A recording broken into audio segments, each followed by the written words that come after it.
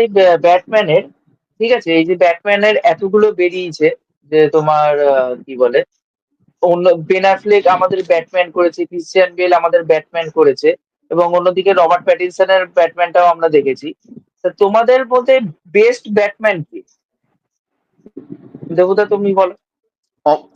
আমার best Batman হচ্ছে Christian Bale, তারপরে রবার্ট প্যাটিনসন, কন্ট্রোভার্সিয়াল পিক, তারপরে বেন অ্যাফ্লেক, তারপরে হচ্ছে মাইকেল কিটন, তারপরে আমি রাখবো জর্জ ক্লুনিকে। কারণ ব্যাটম্যান ভার্সেস রবিন সিনেমাটা চমন রকমের জালি সিনেমা হলেও George Clooney was not bad as a Batman, ঠিক আছে।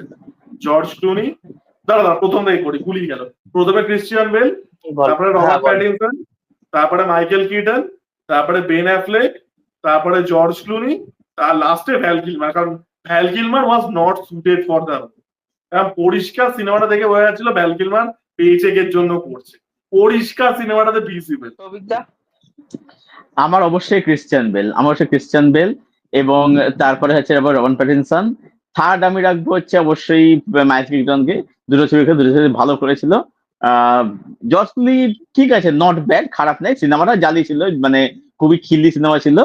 আর ভ্যাল কিলমার মধ্যে অ্যাকচুয়ালি কি বলতো, ভ্যাল কিলমার মধ্যে সেই প্রেজেন্সটা ছিল না, যেটা ভ্যাল কিলমারকে ব্যাটম্যানকে একদমই মানে।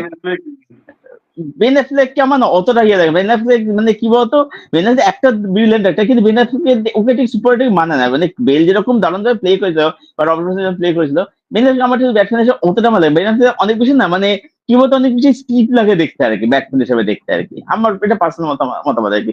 আমি ক্রিশ্চিয়ান বেলকে আমি সবার আগে রাখবো আর কি ব্যাটম্যান হিসেবে, আমাদের সেরা ব্যাটম্যান ক্রিশ্চিয়ান বেল। কিন্তু ডিসি ফ্যান্সদের মধ্যে এই একটা জিনিস দেখেছি লড়াই সব সময়, যে বেন অ্যাফ্লেক নাকি ক্রিশ্চিয়ান বেল। কারণ বেন অ্যাফ্লেকের অনেকে বলে যে বেন অ্যাফ্লেকের যে ফিগারটা অ্যাকচুয়ালি ব্যাটম্যানের সাথে ম্যাচ করে যায়, যেটা অ্যাকচুয়ালিতে ক্রিশ্চিয়ান বেলের মানে বডির সাথে ম্যাচ করে না। কিন্তু অনেকে বলে যে অ্যাক্টিং এর দিক থেকে আবার ক্রিশ্চিয়ান বেল অনেকে আগে, মানে অনেকটা এগিয়ে আছে, বেন অ্যাফ্লেক অতটা অনেকটা পিছিয়ে আছে।